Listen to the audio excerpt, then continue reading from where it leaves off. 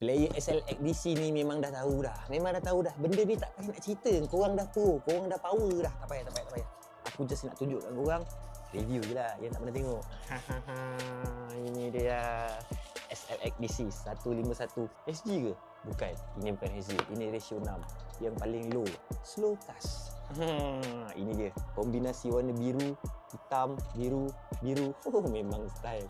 Cantik ni. Smart ni. Smart. Buatan Malaysia. Malaysia Baru tahu Aku ingat ni Japan. SLX 151 ni berat dia 215 gram. Berat jugalah. Berat. Bearing dia 4+1. Ratio reel yang aku pegang ni 631. 631 ni paling slow lah orang kata. Paling slow. Drag dia macam biasalah 5.5 kilo 10 kilo pun boleh naik ni. Okey je, tak ada masalah pun. Selebihnya korang baca lah kat sini. Dekat dalam ni pun ada dia punya kitab. Korang baca lah sendiri. Kita banyak pun tak guna ke kan. Korang dah tahu ke, korang dah pro ke, korang nak beli macam biasa je lah.